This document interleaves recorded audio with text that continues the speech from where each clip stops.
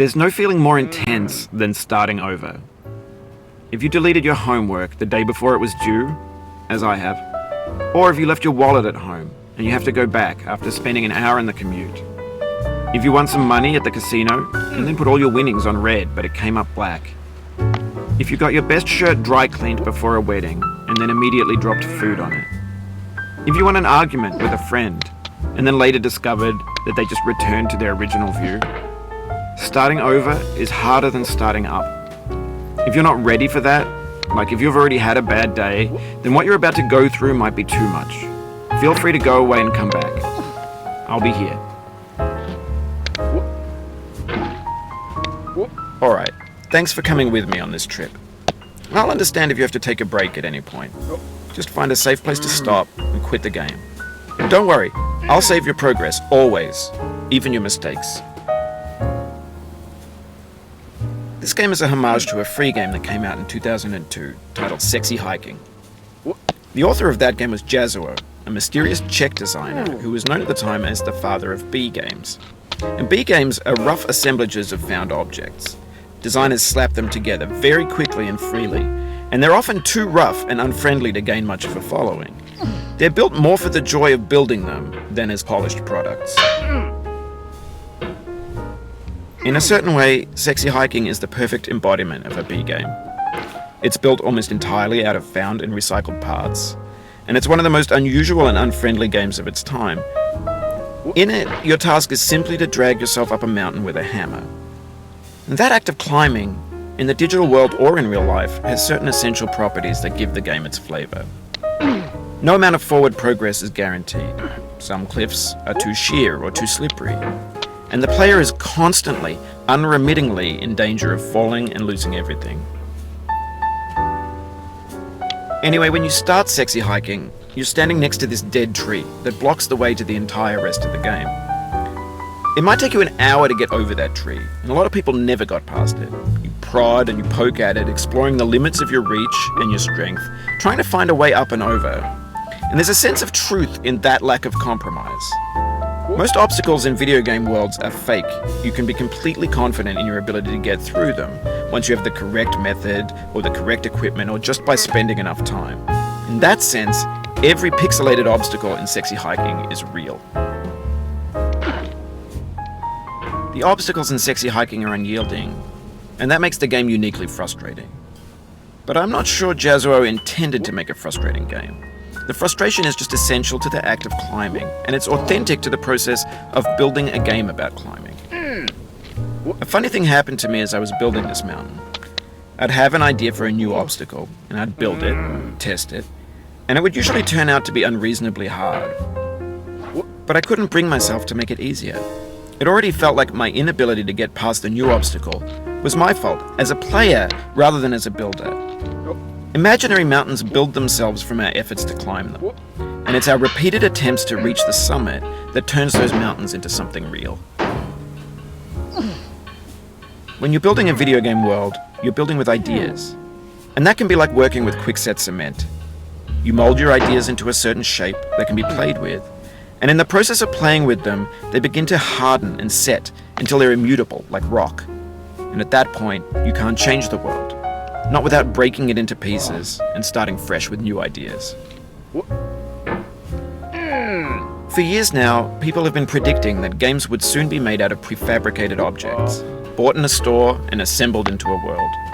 And for the most part, that hasn't happened, because the objects in the stores are trash.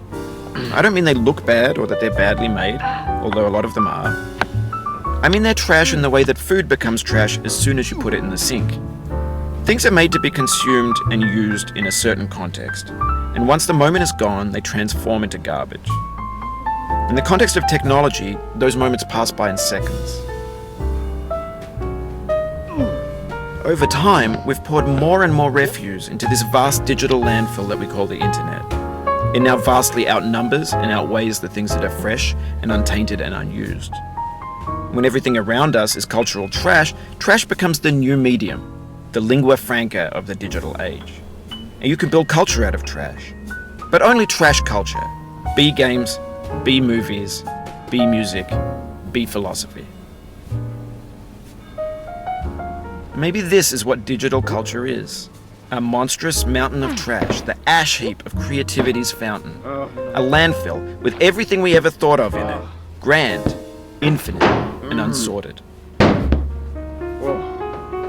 There's 3D models of breakfast, Gen X's fanfic novels, scan magazines, green screen Shia LaBeouf, banned stuff scenes on LiveLeak. Facebook's got lifelike bots with unbranded adverts and candid shots of Kanye and Taylor Swift mashups, car crash epic failed GIFs, Russian dashcam vids, discussions of McRibs, discarded, forgotten, unrecycled, muddled, rotten, untitled.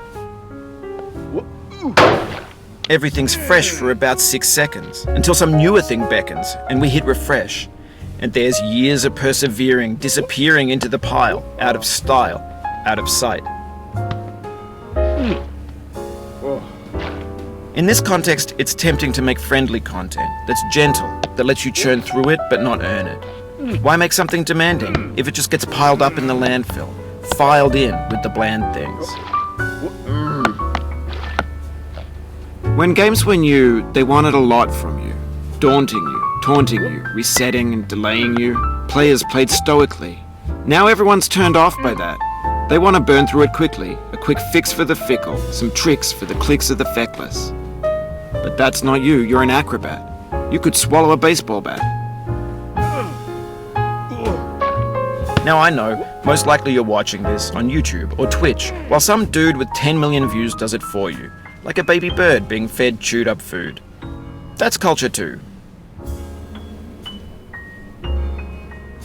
But on the off chance that you're playing this, what I'm saying is, trash is disposable, but maybe it doesn't have to be approachable. What's the feeling like?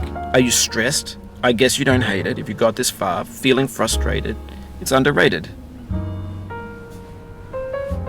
An orange is sweet, juicy fruit locked inside a bitter peel. That's not how I feel about a challenge. I only want the bitterness. It's coffee. It's grapefruit. It's licorice.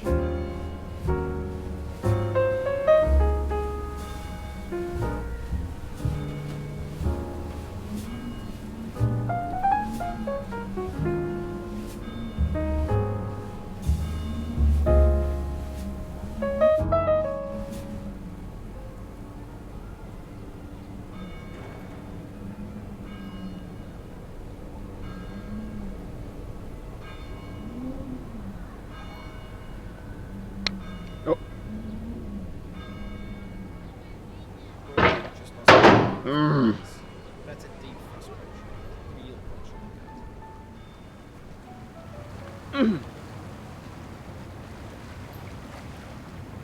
What? What? Oh. What? What? What? What? What? Oh. What?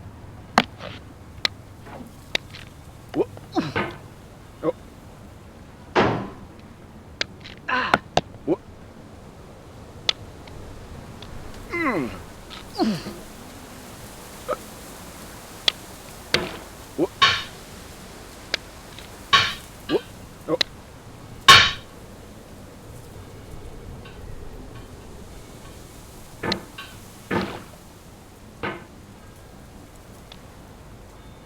What?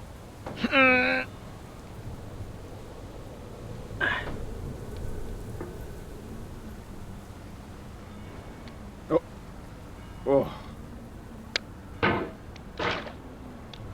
What?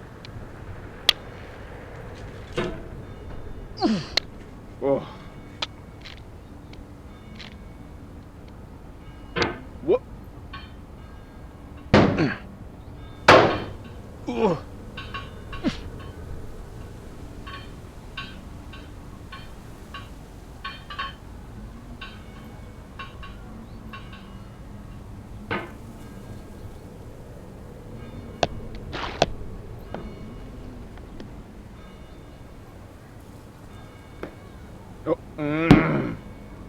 Oof, sorry about that.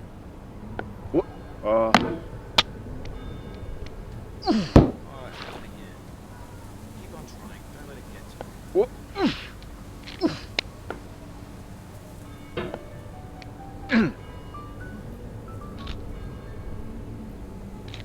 What? Oh.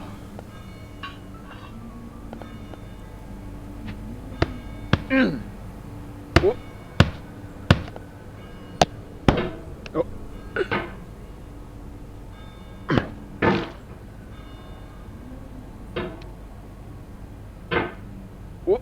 Oh. What? Oh. What?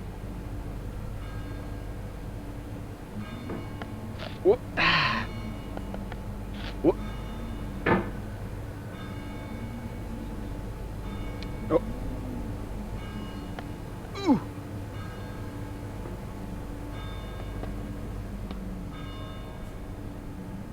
Ooh. Ooh. Oh. Ooh.